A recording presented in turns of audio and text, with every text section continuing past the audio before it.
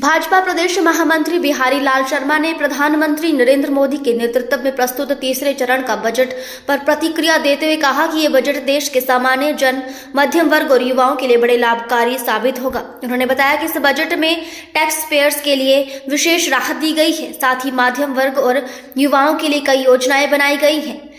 MSME क्षेत्र के लिए ऋण को दोगुना किया गया है। वहीं शिक्षा और स्वास्थ्य के क्षेत्र में भी महत्वपूर्ण कदम उठाए गए हैं।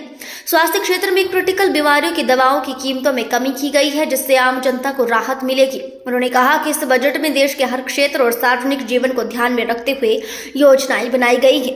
बिहारी लाल शर्मा ने ये भी कहा कि ये बजट पिछले साल में सरकार द्वारा किए गए कार्यों का एक महत्वपूर्ण हिस्सा है और ये देश के सामान्य जन के लिए बहुत लाभकारी साबित होगा।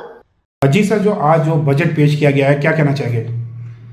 देखिए, आज आदरणीय मोदी जी के नेतृत्व में चल रही एनडीए की सरकार का जो आज बजट आया है, ये बजट आज अपने देश के सामान्य जन के लिए बहुत महत्वपूर्ण बजट रहा। और इस बजट के अंदर जो बातें निर्मला सीतारमण जी ने आज कही है, उनके आधार पर हम ये कह सकते हैं कि इस देश के सामान्य जन के लिए और हर वर्ग के लिए इस बजट में बहुत बड़ा लाभ दिया है।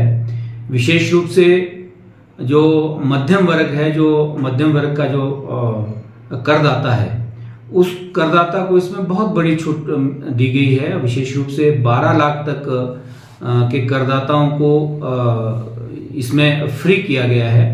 और उसके साथ साथ शिक्षा का क्षेत्र हो, स्वास्थ्य का क्षेत्र हो, इंफ्रास्ट्रक्चर का क्षेत्र हो, बहुत बड़ी योजनाएं लाने का प्रस्ताव अपने इस बजट में दिया है।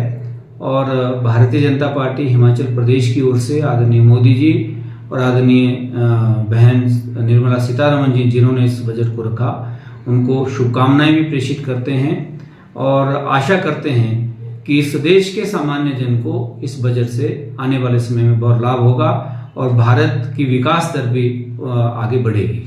सर, कई नेता कह रहे हैं कि जो ये बजट है, ये देश का नहीं बल्कि बिहार का है, सब कुछ बिहार को दे दिया है। क्या कहना चाहेंगे कि लगातार जो नेतागण या कांग्रेस के नेता की बात करें, वो कह रहे हैं कि इसमें भेदभाव किया गया है अन्य राज्यों के साथ? देखिए, विपक्ष के नेताओं का तो हम सभी जानते हैं, उन्होंने आदरणीय मोदी जी के जितने भी निर्णय पिछले 10-11 वर्षों में देश के हित के निर्णय के खिलाफ भी वो बोलते रहते हैं। और जहां तक विशेष रूप से बिहार को बहुत बड़ी सौगात देने वाला विषय है, बिहार के लिए ही इस बजट में सौगात नहीं है, बिहार के साथ साथ देश भर के अन्य राज्यों के लिए भी। यदि हम इसका डिटेल से अध्ययन करते हैं तो सभी राज्य अपने इस बजट से लाभान्वित होंगे, ऐसा हमारा मानना है।